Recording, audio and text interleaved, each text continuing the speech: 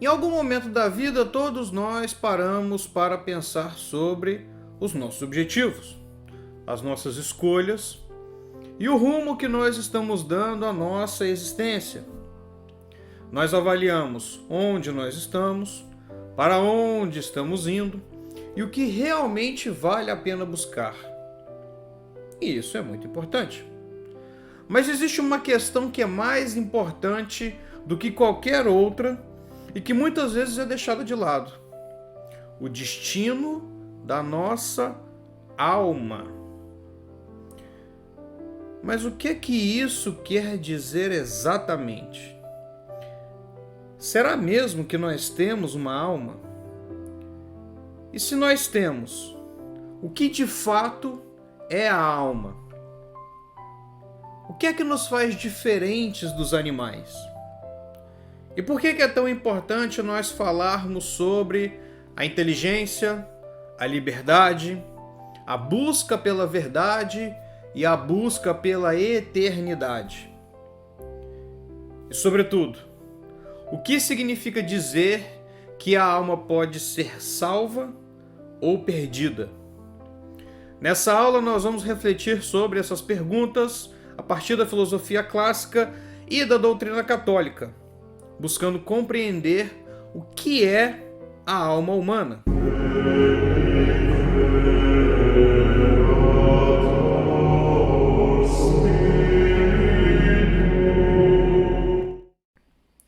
Em nome do Pai, do Filho, do Espírito Santo. Amém. Vinde, Espírito Santo, enchei os corações dos vossos fiéis e acendei neles o fogo do vosso amor. Enviai o vosso Espírito e tudo será criado, e renovareis a face da terra. Oremos, ó Deus, que instruístes os corações dos vossos fiéis, com a luz do Espírito Santo, fazei que apreciemos retamente todas as coisas segundo o mesmo Espírito, e gozemos sempre da sua consolação. Por Cristo Senhor nosso. Amém. Meus queridos, como eu disse há pouco, a salvação da nossa alma deve ser a nossa principal meta de vida. Eu já disse para vocês em outras aulas aqui do canal que Deus nos criou por amor.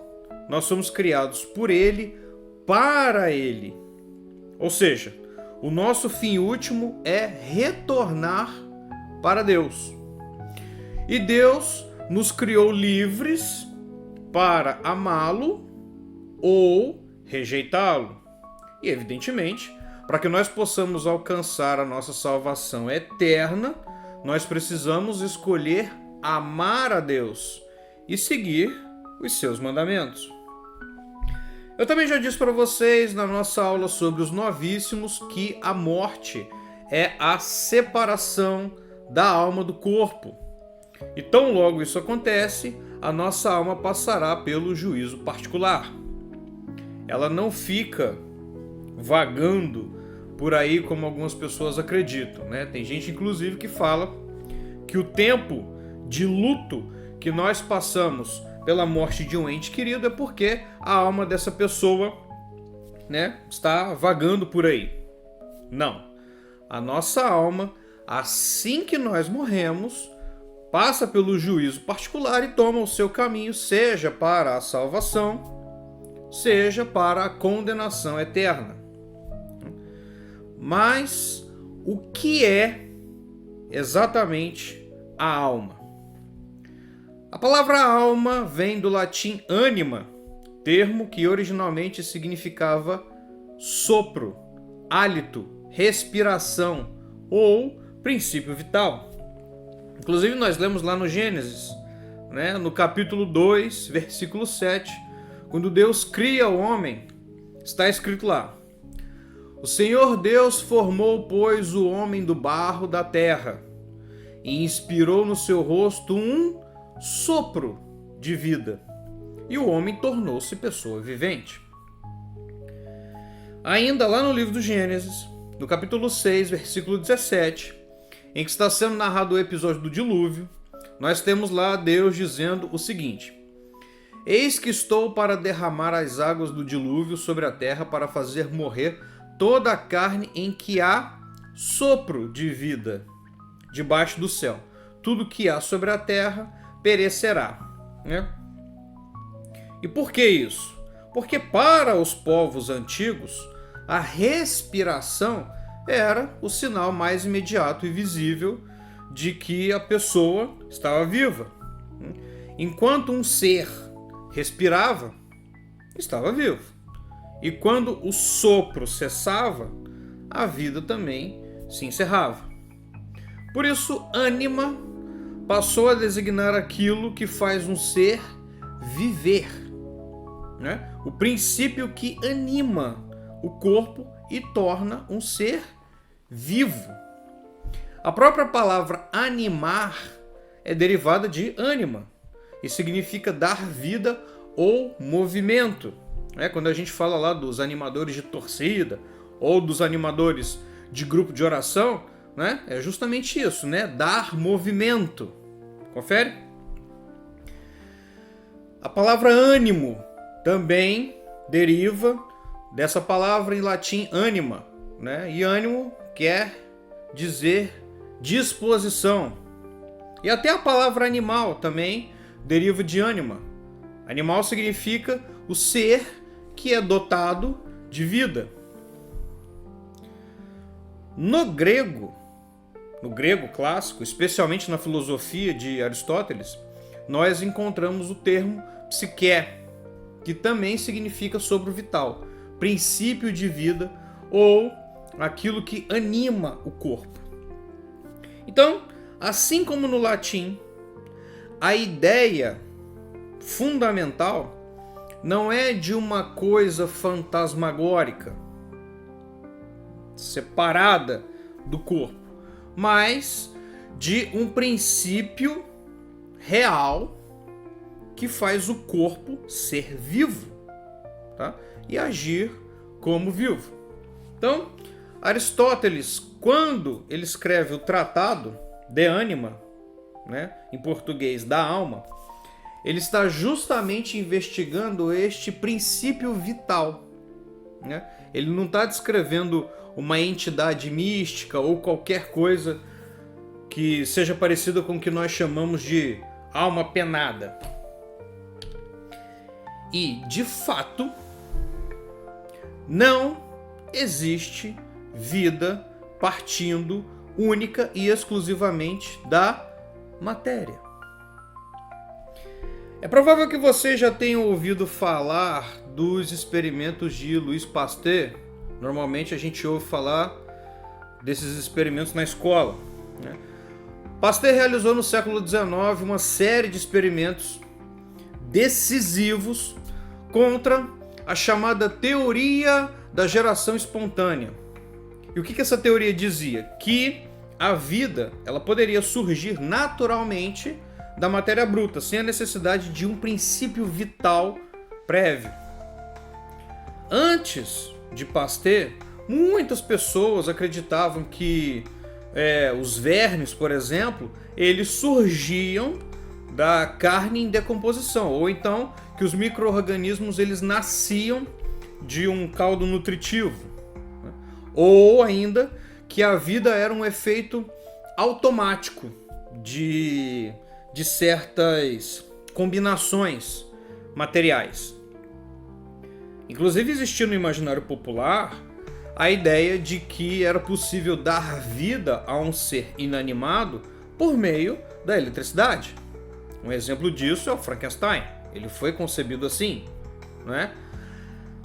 E a publicação do livro Frankenstein, da Mary Shelley, foi publicada em 1818, cerca de uns 40 anos antes das experiências de Pasteur.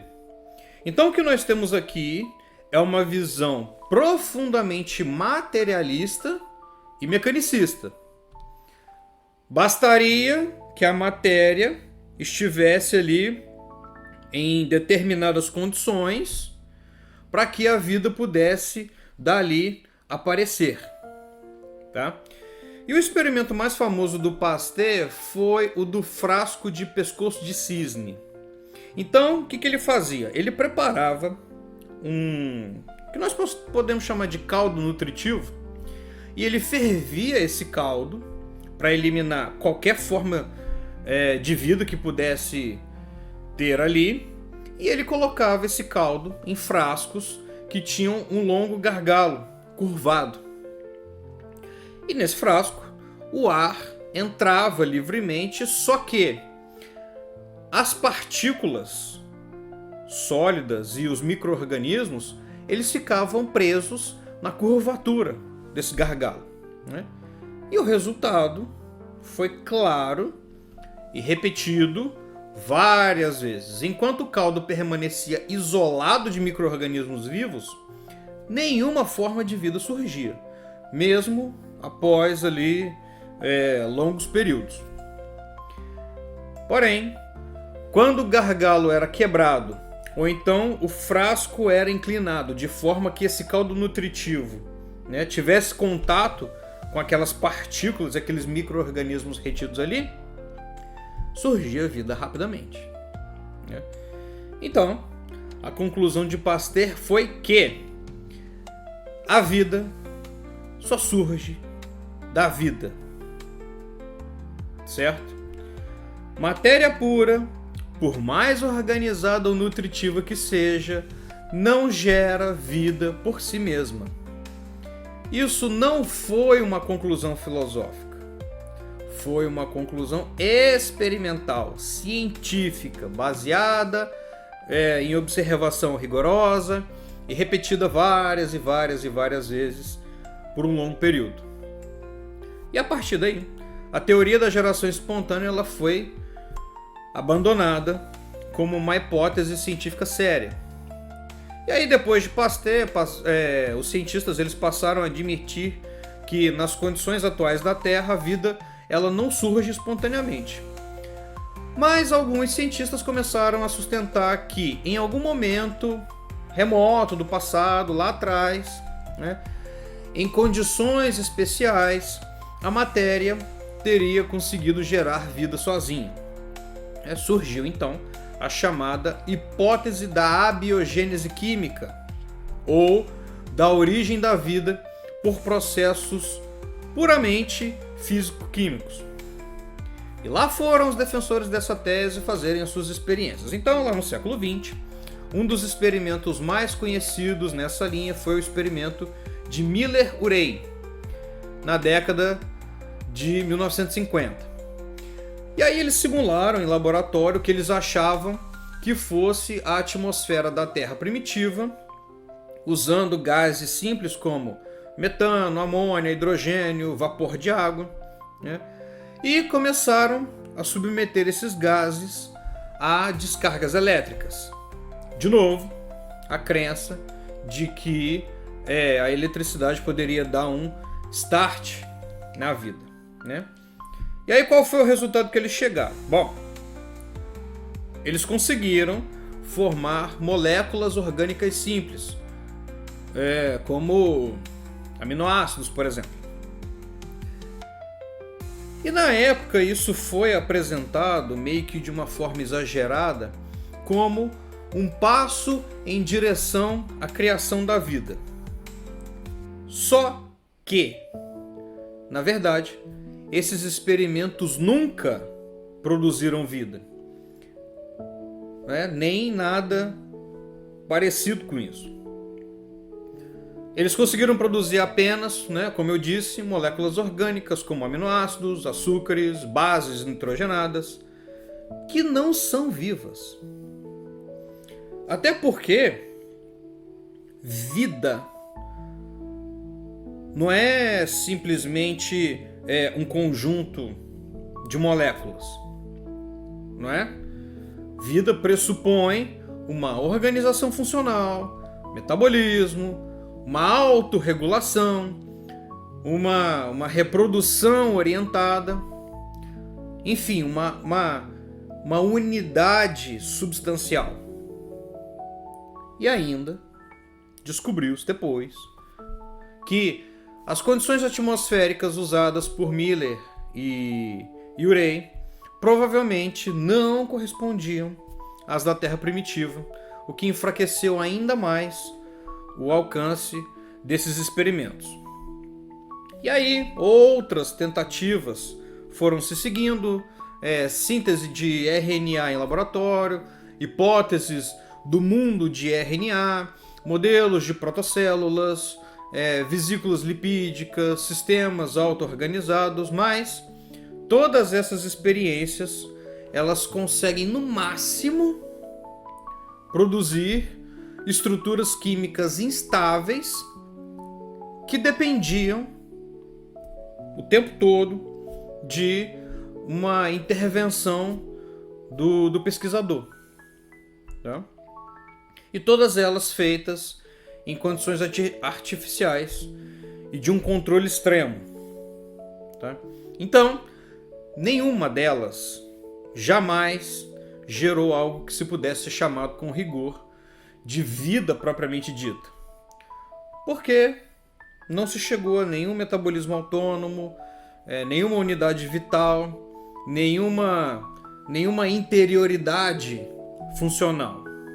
Tá? E aí nós estamos tratando aqui de experimentos que foram feitos a partir do século XIX. Como eu falei que foram feitos os experimentos do Pasteur. Mas, muito antes disso, a filosofia ela já havia concluído a existência da alma como um princípio vital. E quanto mais a biologia avançou, quanto mais a ciência avançou, mais claro ficou que a vida não é apenas uma grande complexidade material. Uma célula viva não é apenas matéria organizada. Ela age em vista da sua própria conservação e do seu próprio desenvolvimento. E isso é algo que não se observa em sistemas puramente físicos e químicos. O que a ciência consegue fazer hoje? Eles conseguem manipular ou modificar organismos vivos e reorganizar estruturas biológicas que já existem, mas nunca criar uma vida do nada, a partir simplesmente de matéria inerte. E isso permanece como um dos grandes limites do naturalismo estrito e com um poderoso indício de que a vida, de modo ainda mais claro, a vida racional humana, exige algo muito mais do que simples arranjos materiais. Tá? Então, do ponto de vista filosófico clássico, os experimentos pós-Pasteur, eles acabaram reforçando, ainda que involuntariamente, a conclusão de Aristóteles e mais tarde de Santo Tomás de Aquino, de que a vida não é explicável apenas pela matéria, porque a matéria sozinha não se auto-organiza em um princípio vital. A matéria, ela é condição necessária, mas não suficiente.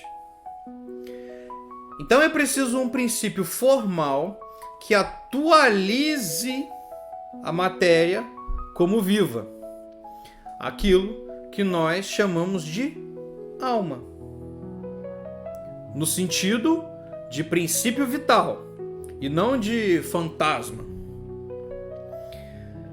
A alma, então, é um princípio imaterial que age atrelada a um corpo ou a um órgão específico do corpo. E sendo assim, nós podemos dizer que tudo que é vivo tem uma alma? Sim, podemos. Só que, assim como a complexidade biológica dos seres vivos é diferente, nós também podemos dizer que existem tipos ou níveis diferentes de alma. Então, dessa forma nós podemos dizer que as plantas elas têm uma alma vegetativa, ou seja, existe um princípio vital que permite às plantas, enquanto seres vivos, serem capazes de se nutrir, crescer, de se reproduzir. O que realiza o processo de nutrição, por exemplo, é a alma. Porém, ela depende de órgãos ou de partes, né, de um sistema da planta para poder realizar esse processo. Da mesma forma, os animais também são capazes de fazer isso. Os animais também se nutrem, os animais também crescem, os animais se reproduzem. Só que os animais também são capazes de sentir, de ter uma percepção sensível, além de terem desejo e poderem se movimentar de forma a sair do lugar, diferente das plantas que não andam por aí, né? Elas ficam enraizadas em um só lugar. Então, nós dizemos que os animais têm uma alma sensitiva. Ainda que nem todos os animais possuam cérebro propriamente dito, todos eles possuem algum tipo de sistema nervoso ou algum princípio sensitivo, mesmo que seja um sistema muito rudimentar. Mas vamos lá, para fins didáticos. Vamos pensar aqui nos animais mais complexos, né, que possuem cérebro, sistema nervoso, sentidos externos, né, como faro, a visão, a audição, memória e que tem emoções, né? Um animal, ele sente dor, prazer, medo, apego. Ele reage ao ambiente segundo estímulos muito claros, como a fome, ameaça, reprodução, proteção do território, né? Então, o cérebro do animal é o centro que coordena essas reações. Muito bem. O cérebro humano, em muitos aspectos, ele funciona de modo semelhante, né? Nós também temos sistema nervoso, neurotransmissores, emoções, impulsos, instintos, né? Quando nós sentimos medo ou alegria, há processos biológicos e químicos acontecendo no nosso organismo. Isso é um dado científico, não é? Só que o ser humano, como nós sabemos, é capaz de ir além disso. Nós vamos além das nossas emoções, né? Se tudo em nós pudesse ser explicado apenas por processos cerebrais, nós seríamos apenas animais mais sofisticados. E Aristóteles percebeu que isso não corresponde à realidade. Para o Aristóteles, o que nos diferencia dos animais não é simplesmente ter mais neurônios ou um cérebro maior. Até porque, né, existem animais que têm cérebros maiores e mais neurônios do que nós humanos. Para vocês terem uma ideia, o cérebro humano adulto tem cerca de 86 bilhões de neurônios. Os elefantes têm cerca de 257 bilhões de neurônios. As baleias, os golfinhos têm mais neurônios e têm uma densidade maior de conexões em certas regiões do cérebro. Os polvos têm por volta de 500 milhões de neurônios. E esses neurônios são distribuídos em todo o corpo e nos braços, ou seja, os braços do polvo quase que se movem independente do cérebro central, né? Então, não é a complexidade do cérebro que nos faz diferentes dos animais. O que nos diferencia dos animais, segundo Aristóteles, é o logos, uma palavra que significa razão, inteligência, capacidade de compreender o sentido das coisas, mas que também podemos entender como palavra. Tá? Por quê? Porque é por meio das palavras que nós conseguimos expressar o nosso conhecimento, formular ideias, formular um pensamento, compor uma música, compor um poema. Os animais, eles não podem fazer isso. O máximo que eles conseguem é emitir sons que expressam algum sentimento, como medo, raiva, apego, dentre outros aí. E aí um parêntese importante aqui, né? Os papagaios, eles conseguem imitar os sons humanos, né? Que no caso é a fala. Eles mimetizam palavras, mas eles não são capazes de formular um raciocínio, não é? A ciência nunca conseguiu fazer com que nenhum animal conseguisse aprender a falar de fato, né? Nem mesmo os macacos, que os evolucionistas gostam de dizer que é o animal mais próximo do ser humano, tá? Enfim, os animais, eles sentem e reagem. O ser humano compreende. Os animais, eles vivem no imediato. Eles respondem ali a estímulos daquele momento. Se está com fome, vai lá e come e acabou. Se precisa reproduzir, vai lá, faz a cópula e ali acabou. Nós somos capazes de distanciarmos da nossa existência presente, e refletir sobre as coisas que estão acontecendo com a gente. Nós somos capazes de pensar no passado e nós somos capazes de fazer projeções futuras, como as metas de início de ano, por exemplo, Nós ainda estamos em janeiro, há pouco nós tivemos aí a virada do ano. Então, nós dizemos que o ser humano possui uma alma intelectiva. E além disso, os animais, eles não são capazes de vivenciar a experiência do ser.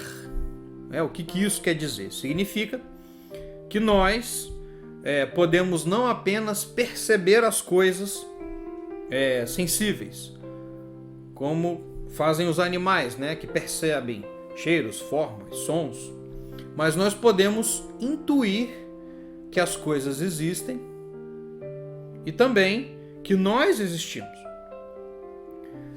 Por exemplo, um cachorro vê uma árvore, Só que ele não se pergunta, por que essa árvore existe? Ou o que é ser uma árvore? Nós, porém, nós somos capazes de perceber que a árvore existe e até nos perguntarmos o porquê ela existe. O papagaio, apesar de imitar sons que nós emitimos por meio da fala, ele não é capaz de refletir ser ou não ser, eis a questão. Não.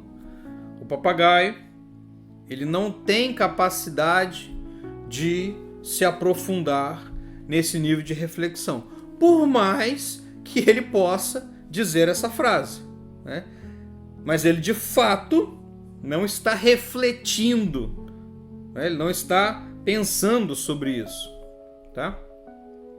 E essa experiência do ser é a base para a busca da verdade. Claro, porque percebemos que as coisas são, e não que sejam meramente uma ilusão, tá? Nós temos a possibilidade de investigar o que as coisas são por essência e por que são, ou seja, a causa de elas serem ou existirem. Nenhum animal tem essa capacidade. Assim como também nenhuma máquina tem, né?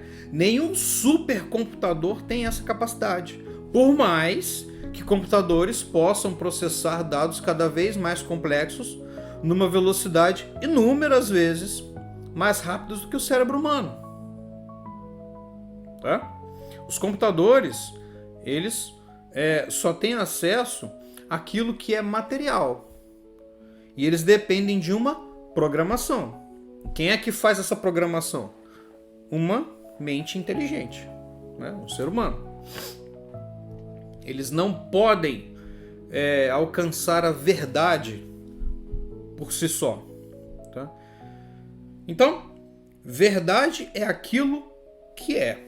Né? Um computador, ele não tem a capacidade do ser, né? De perceber que ele mesmo existe. Tá? Um cachorro, ele não consegue distinguir entre a verdade e as suas emoções, aquilo que ele está sentindo. Tá? Fogos de artifício, por exemplo, para um cachorro ou para um gato, podem ser coisas extremamente ameaçadoras. E uma criança, por exemplo, leva tempo para entender o que ela está sentindo não é necessariamente a realidade e que um sonho não é o mundo real. Mas conforme ela vai crescendo, ela vai adquirindo essa capacidade, né? Ou seja, a experiência do ser é a capacidade própria da alma racional, tá? Do intelecto humano, de perceber que as coisas existem de verdade e de buscar a sua razão última, né? Algo que nenhum ser meramente material consegue fazer. E aí o que tudo isso quer dizer? Que a nossa inteligência é capaz de alcançar coisas que não são materiais. Nenhuma rede neural física consegue criar conceitos que não estejam no mundo físico. Só tem condições de manipular dados sensíveis. O intelecto humano transcende a matéria porque capta a essência das coisas e não somente os fenômenos sensoriais. Então, para que fique bem claro o que é matéria. Então, em linguagem científica contemporânea, a matéria é a realidade física constituída por partículas e campos que possuem propriedades mensuráveis, existem no espaço e no tempo, interagem segundo leis naturais e podem ser objeto de investigação empírica. Tá? Então, percebam que o conceito de matéria não engloba somente aquilo que nós podemos ver ou tocar, né? Mas também tudo aquilo que se apresenta em forma de energia, por exemplo, né? Então, esse copo é material, né? Eu posso medi-lo, né? Eu sei qual é a sua capacidade, quanto de líquido que cabe aqui dentro. Eu estou vendo, eu estou segurando ele, tá? Este livro é matéria, né? A energia elétrica que alimenta a lâmpada que está me iluminando aqui é matéria. Ela pode ser medida, ela pode ser armazenada E se nós tivermos contato com ela, nós podemos sentir os seus efeitos. Nós tomamos um choque elétrico, né? Agora, e a beleza? A justiça, o amor, a verdade. Nada disso é material. Nós não apenas vemos uma coisa bonita, nós sabemos o que é a beleza. Nós não apenas presenciamos um ato correto, tá? Nós entendemos o que é justiça. Nós não apenas sentimos afeição, nós refletimos sobre o que é o amor, tá? E isso nos coloca diante de um problema sério para qualquer explicação puramente materialista sobre o funcionamento do nosso cérebro. Por quê? Como eu disse antes, tudo que é material, né, tem partícula, é mensurável, localizado no tempo, no espaço. O cérebro é material. O neurônio é material. A descarga elétrica pela qual o cérebro funciona é material. Mas existem objetos da nossa inteligência que não são assim. A beleza em si não ocupa espaço. A justiça em si não pode ser medida, apesar de que a simbologia da justiça seja uma balança. Mas a justiça não pode ser pesada na balança, né? Nós não podemos construir a justiça assim como nós construímos uma mesa, tá? A verdade ela não pesa, não tem como ser medida, não é? Não tem cor, não tem cheiro, não tem uma extensão física. E, no entanto, nós conhecemos, né, tudo isso de modo real. A gente não pode medir o amor com uma régua ou com um amperímetro. Mas o amor é uma realidade. Ou seja, existe algo em nós que alcança coisas para além da matéria. E se há algo em nós que transcende a matéria, então essa faculdade, essa capacidade, ela não pode estar no cérebro. Porque o cérebro é puramente material. A filosofia já concluiu isso muito antes de Cristo, e a ciência moderna corrobora com isso, tá?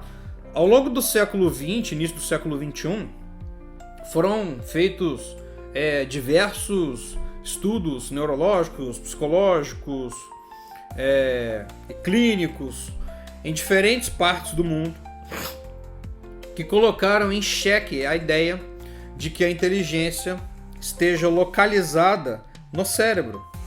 E esses estudos eles analisaram, por exemplo, casos de pessoas com graves lesões cerebrais, perda significativa de massa encefálica ou funcionamento do cérebro extremamente reduzido, e ainda assim mantinham intactas capacidades intelectuais como raciocínio lógico, linguagem abstrata, compreensão moral, reflexão metafísica. Tá? Em alguns casos documentados, indivíduos com grande parte do cérebro comprometida eram capazes de pensar de modo coerente, resolver problemas complexos, manter plena consciência de si mesmos, né? E isso levou muitos pesquisadores a reconhecerem algo fundamental. O cérebro é um instrumento e não a sede da inteligência, né? Inclusive, nesse livro aqui, tá?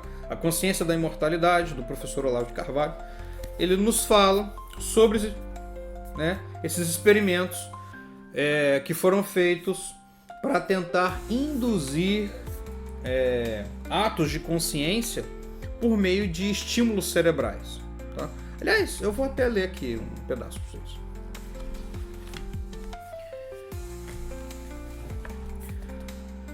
Stanislav Grof, psicanalista freudiano e professor assistente de psiquiatria na Faculdade de Medicina da Universidade Johns Hopkins, sumariou da seguinte maneira suas décadas de estudo acerca da natureza da atividade mental. Aí palavras aqui do psicanalista. A minha primeira ideia era de que a consciência tinha que estar conectada ao cérebro. Hoje, chego à conclusão de que ela não deriva do cérebro. Eu não acho que se pode localizar a fonte da consciência. Estou bastante seguro que ela não está no cérebro. Ela, na verdade, estaria para além do tempo e do espaço. Tá? E aí, depois, o neurocirurgião canadense Wilder Penfield, por sua vez, considera que nenhuma das ações que atribuímos à mente foi iniciada por estimulação por eletrodos ou descarga epilética. A mente exerceu seu impacto sobre o cérebro, mas não está dentro dele. Existe uma coleção expressiva de fatos coligidos por cientistas que atestam a operação da consciência longe ou independentemente do corpo. Tá? Livro muito interessante, recomendo muito a leitura, tá ok? A Consciência da Imortalidade. Inclusive, se você está assistindo este vídeo no dia que ele está sendo postado, tá? Que é na terça-feira, dia 27 de janeiro, nós vamos fazer uma live hoje à noite, tá? Eu e o Lucas Pelúcio, tratando justamente sobre este tema, né? Da tomada de consciência da imortalidade. Então, convido vocês a mais tarde assistirem a nossa live, se você está assistindo esse vídeo depois, né? Terminou aqui o vídeo, dá uma olhadinha lá nos nossos vídeos ao vivo e assiste também essa live, né? Tenho certeza que vai ser uma conversa muito interessante, tá? Então, vamos lá. Se a inteligência ela fosse apenas um produto do cérebro, ela deveria diminuir proporcionalmente a destruição do tecido cerebral conforme vão se passando os anos, porque naturalmente, né, a gente vai perdendo neurônios conforme nós vamos envelhecendo, né? Só que as experiências, os dados empíricos têm mostrado que na maioria das vezes não é isso que acontece, tá? Esses estudos que eu falei aqui para vocês, eles não provam a imortalidade da alma por si mesmos, tá? Mas eles derrubam a tese materialista de que pensar é apenas uma secreção, por assim dizer, do cérebro, assim como a bile é uma secreção do fígado. E isso confirma, por um caminho moderno e científico, aquilo que Aristóteles e Santo Tomás de Aquino já afirmavam filosoficamente, que as operações intelectuais transcendem a matéria. Tá? E vejam só, que curioso, né? A própria teoria materialista, ela se autorrefuta. Querem ver só? Pensem comigo. Existe um argumento chamado argumento gnoseológico, tá?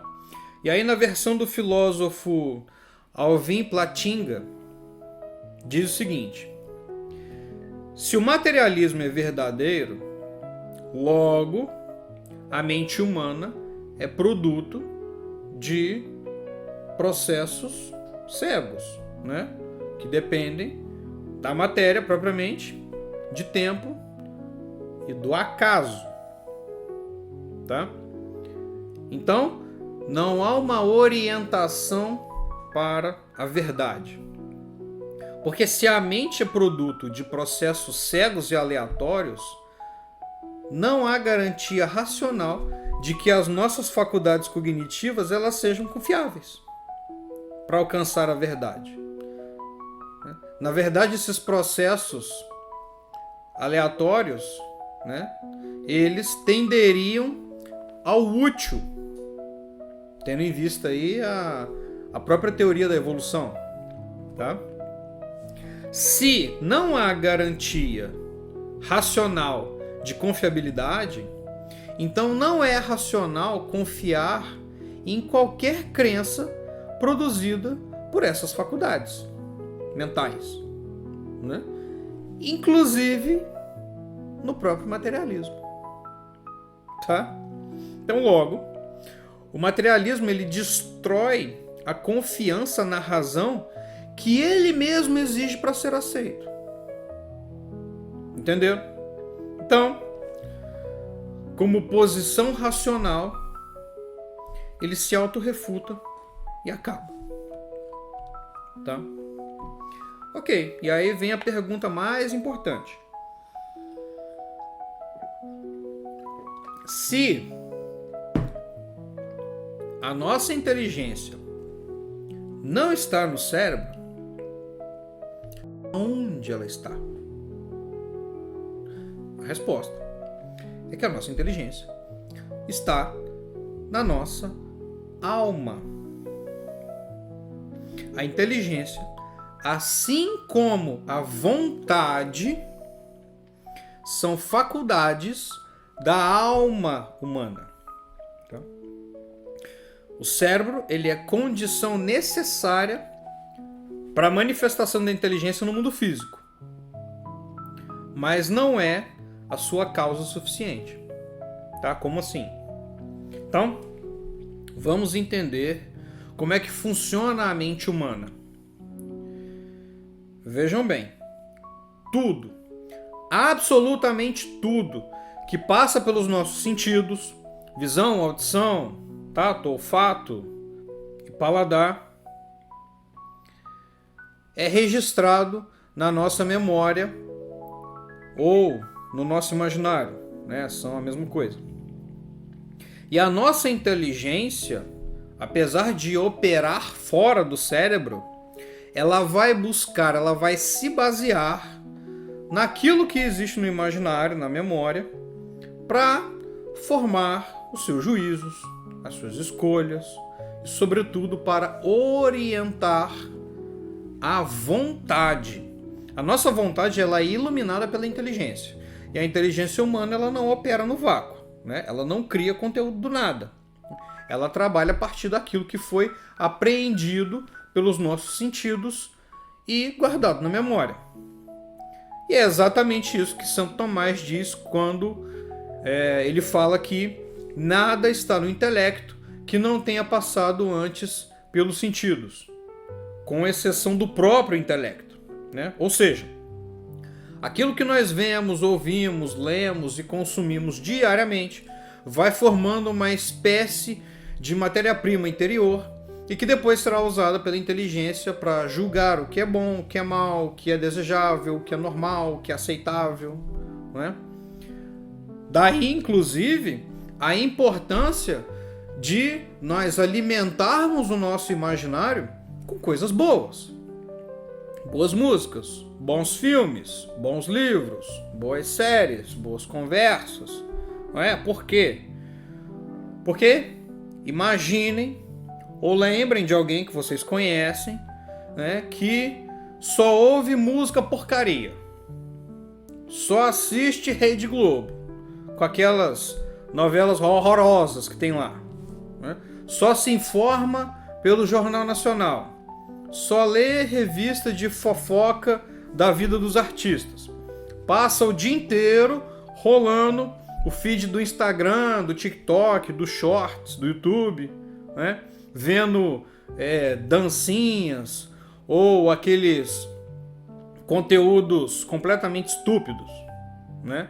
Como é que é a vida dessa pessoa? Principalmente, como é que é a vida espiritual dessa pessoa? ela reza, ela se preocupa assim de uma forma veemente com a salvação da alma dela? Pelo menos as que eu conheço que levam esse tipo de vida não estão muito preocupadas com isso, né? As músicas de sucesso hoje em dia só falam de traição, de relacionamento que não deu certo, de balada. Isso quando a música não é explicitamente sexualizada.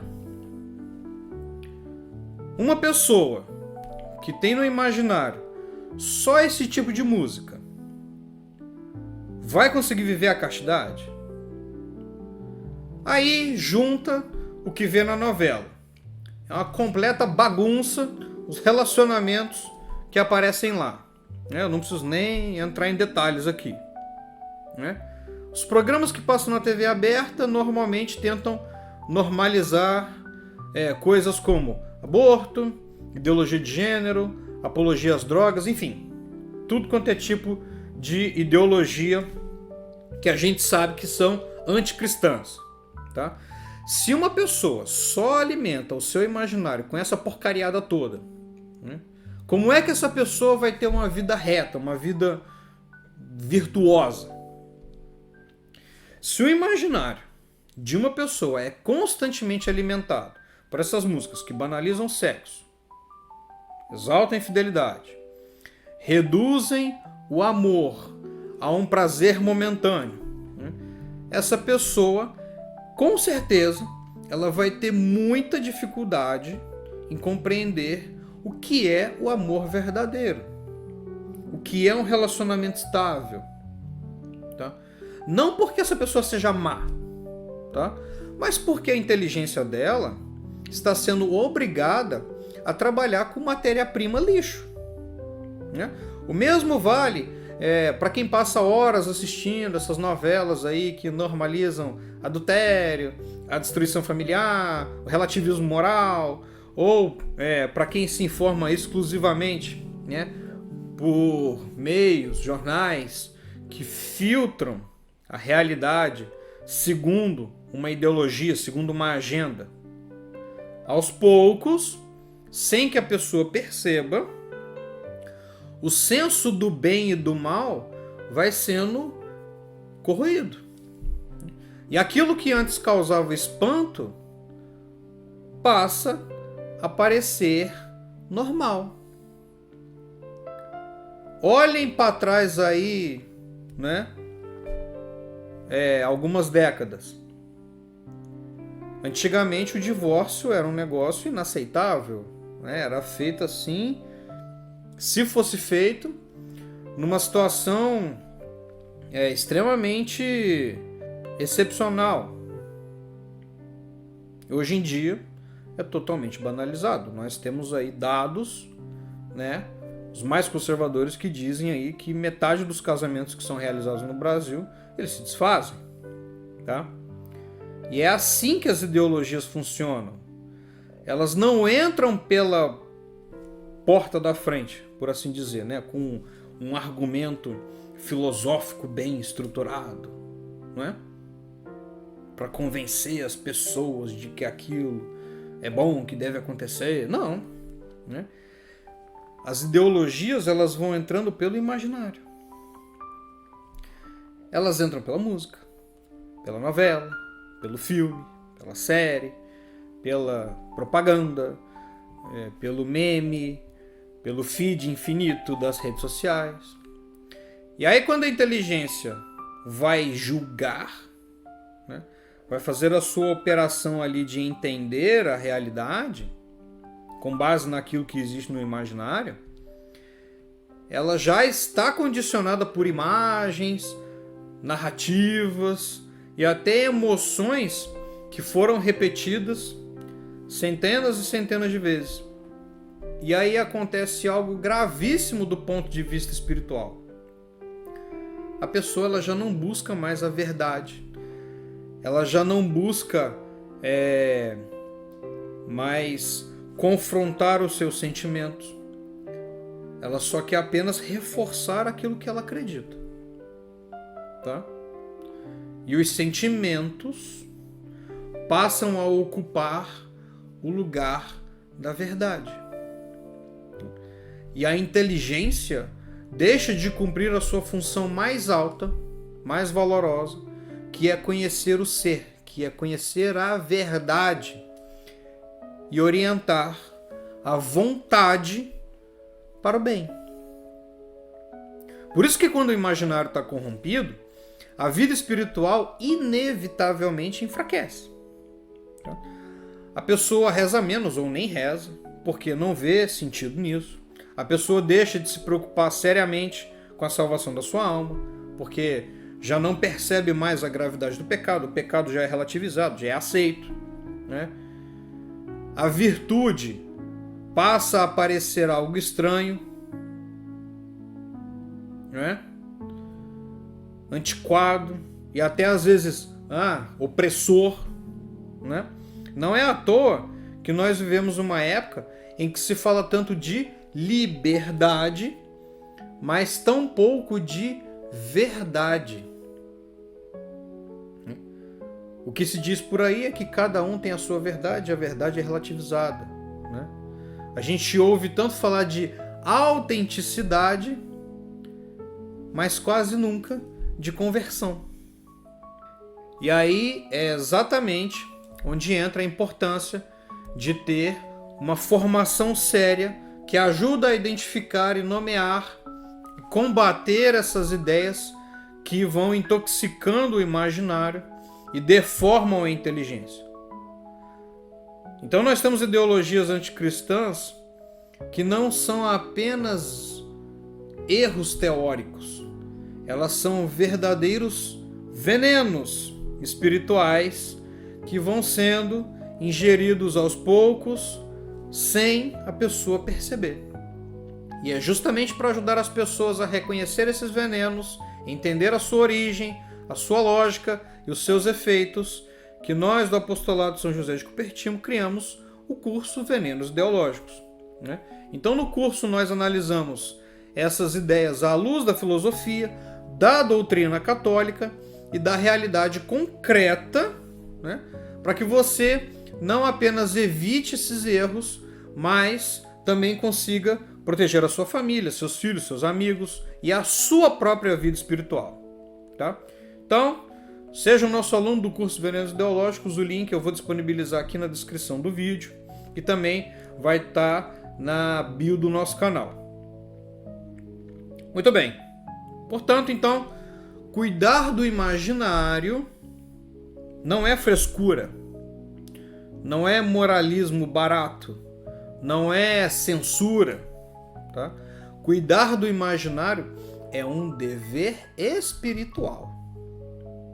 É uma condição para que a inteligência possa buscar a verdade com clareza e para que a vontade, consequentemente, possa escolher o bem com liberdade. Quem viver uma vida reta, virtuosa e orientada para Deus precisa necessariamente vigiar aquilo que permite entrar pelos seus sentidos, porque é ali que começa silenciosamente a saúde ou a doença da alma, tá? E aí uma outra pergunta importante. Ok, nós estamos tratando da alma humana. Qual é a diferença entre alma e espírito, né?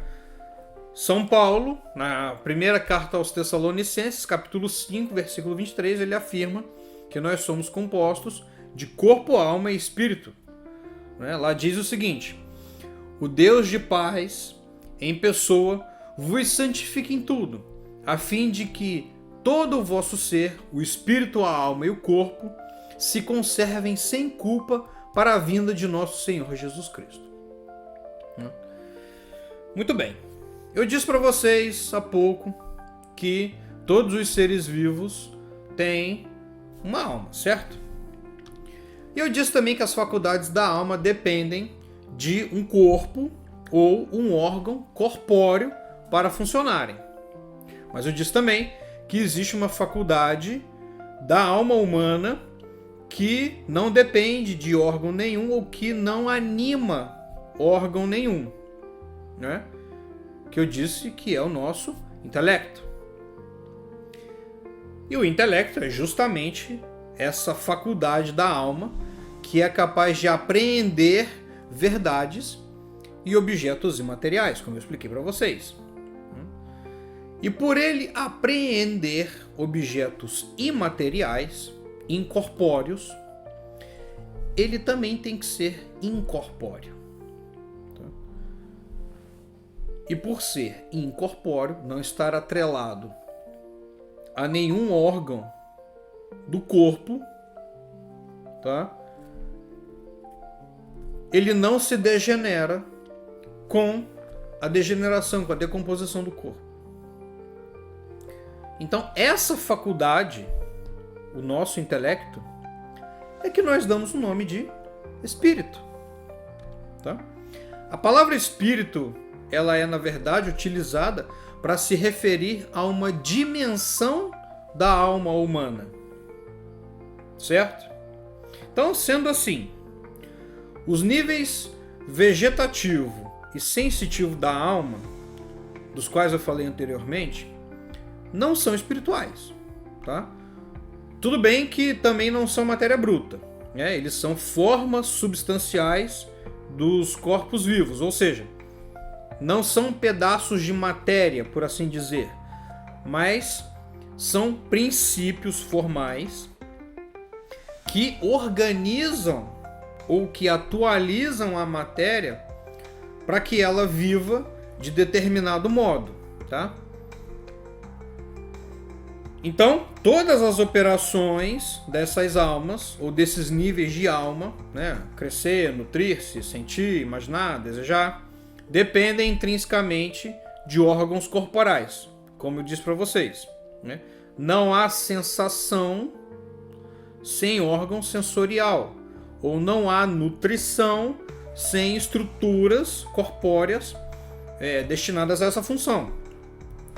Por isso, embora a alma vegetativa e a alma sensitiva não sejam matéria em si, elas não são espirituais, porque as suas operações não transcendem, né, condições da matéria. Elas não conhecem universais, não refletem sobre o ser, não buscam a verdade, né? Não se autodeterminam livremente. Tudo nelas está ligado a um corpo e se exerce por meio dele. Tá? Em termos filosóficos, nós dizemos que essas almas são formas materiais, isto é, formas cuja existência e a operação estão totalmente condicionadas à matéria, a algum órgão do corpo, certo? E é exatamente por isso que essas almas não são imortais. Então, quando o corpo de um animal ou de um vegetal se decompõe, o princípio vital que organizava ou que atualizava esse corpo como um ser vivo deixa de existir. Tá? A alma vegetativa e a alma sensitiva, elas não subsistem por si mesmas. Elas existem enquanto estão atreladas a um corpo ou a um órgão, certo? Então, com a morte desse organismo, desse vegetal, desse animal, elas não se separam do corpo para continuar existindo, né? Elas simplesmente deixam de ser, porque a sua razão de existir estava inteiramente vinculada à matéria que elas organizavam. Agora, no ser humano, a situação é diferente. A nossa alma racional realiza operações como, eu já disse, conhecer universais, julgar, raciocinar, buscar o sentido do ser, orientar-se para o infinito, né? E que essas operações elas não dependem de um órgão material, né? Como eu disse para vocês, o cérebro é uma condição instrumental que armazena tudo aquilo que passa pelos sentidos, mas o ato de usar essas informações sensoriais para construir um conhecimento ou um julgamento não é um ato material. Então é por isso que a alma humana, embora seja forma do corpo, ela não se esgota em animar a matéria. Ela possui operações espirituais e por isso ela pode subsistir mesmo quando o corpo se corrompe. Certo? É por isso que nós falamos que a alma ela se separa do corpo quando a gente morre. Não porque a alma seja um fantasminha preso no corpo. Não, corpo e alma são uma coisa só, tá? Mas quando o corpo se decompõe, a alma, que é imortal, ela permanece. Certo? A alma humana, ela é espiritual não porque esteja fora do corpo, mas porque transcende o corpo nas suas operações, tá? E tudo que tem operações espirituais não pode ser inteiramente destruído pela corrupção da matéria, tá? E é por isso, de novo, né, que São Tomás de Aquino fala que a alma humana é a forma do corpo e ao mesmo tempo ela subsiste. Tá ok? Já a alma do vegetal e do animal não subsiste. Ela é inteiramente dependente do corpo.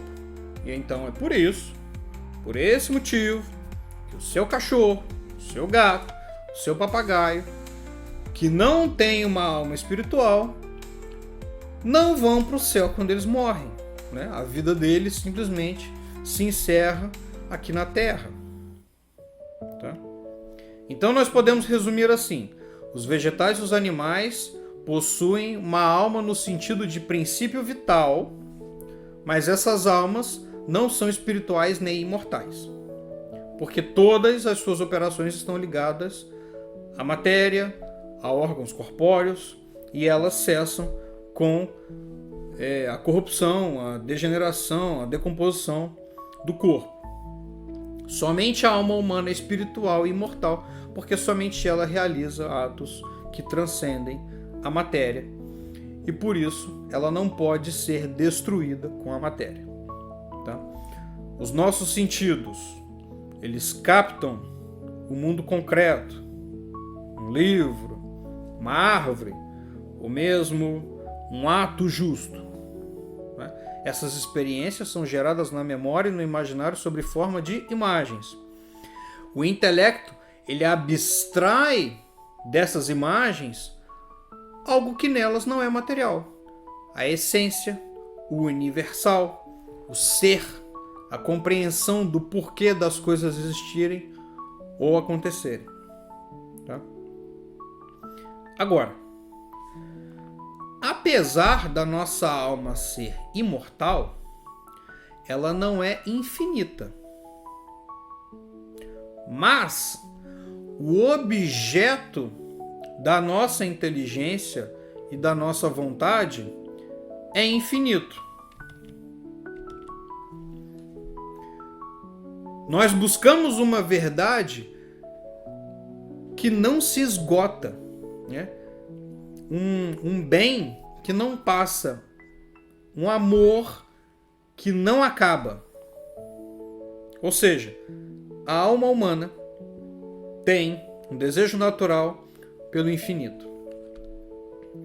Padre Garrigou Lagrange, nessa obra aqui, A Vida Eterna e a Profundidade da Alma, essa edição aqui da minha biblioteca católica, nos ensina o seguinte: a profundidade do sentir transparece mais ainda no homem, por haver nele, acima da imaginação, a inteligência, que concebe o bem universal, e a vontade, que deseja um bem sem limites só realizado em Deus. Se, portanto, deixa o homem por vontade própria de seguir a via reta, se busca a felicidade suprema não em Deus, mas nas criaturas, sua concupiscência então se torna insaciável, na medida em que persegue um bem aparente que ele deseja sem limites. E aí mais à frente ele diz: é impossível o homem achar a verdadeira felicidade que ele deseja naturalmente em qualquer bem ilimitado, porque sua inteligência, tão logo constata o limite, concebe um bem superior, o qual sua vontade naturalmente deseja. Os bens temporais parecem desejáveis quando não os temos, mas ao possuímos, vemo-lhes a pobreza que é incapaz de satisfazer o nosso desejo e que causa desencanto, enfado e por vezes pesar. Com os bens espirituais sucede o inverso. Não parecem desejáveis àquele que não os tem e que deseja sobretudo os bens sensíveis, mas quanto mais os possui, mais lhe conhece o valor, mais os ama. Tá? O que isso quer dizer? Significa dizer que nada que é puramente material é capaz de satisfazer plenamente o coração humano. Isso aí é muito fácil da gente observar, né? A pessoa vai lá, compra um iPhone 535, né? No início ali aquela empolgação, aquela coisa, e rapidamente aquilo ali perde a graça. Quando lança um novo modelo, a pessoa vai lá e quer comprar o novo, né? Quando a inteligência e a vontade são direcionadas apenas para os bens materiais, o resultado inevitável é a frustração, né? Você ou nós, né, até podemos conquistar bens, prazeres, reconhecimento, poder, e mesmo assim sentir um vazio, tá? Não porque essas coisas sejam más em si, né? Mas porque não são proporcionais àquilo que a nossa alma busca. E isso não é um problema psicológico acidental. É um dado estrutural da natureza humana. Nós somos feitos para algo maior. Santo Agostinho ele resume isso numa frase célebre: fizemo-nos para ti, Senhor, e inquieto está o nosso coração, enquanto não repousa em ti. Ou seja, a nossa inteligência foi feita para a verdade. A nossa vontade ela foi feita para o bem e, no final das contas, para o bem infinito, que é Deus. Tá? Então, para concluir a nossa aula, falar da alma humana não é fugir da ciência, nem negar o cérebro, nem desprezar o corpo. Quando nós falamos da alma, nós reconhecemos a totalidade do ser humano. Quando nós reduzimos o homem ao cérebro, ao instinto, à matéria, a meros impulsos elétricos, nós estamos empobrecendo a realidade humana. A doutrina da alma, ela não é um acréscimo religioso artificial. É uma explicação coerente da existência humana e, por isso, estudar a alma não é fugir da realidade. É levar a realidade humana a sério. E é somente a partir dessa visão integral do ser humano que nós podemos compreender corretamente a dignidade da pessoa, né? A moral, a liberdade e o destino último do homem, que no final das contas é a eternidade. E por isso, então, que nós precisamos nos preocupar sempre com a salvação da nossa alma. Dito isso, meus queridos, encerramos mais uma aula aqui do nosso canal. Mais uma vez eu agradeço enormemente pela atenção de vocês. Forte abraço, fiquem todos com Deus. Um beijo no coração.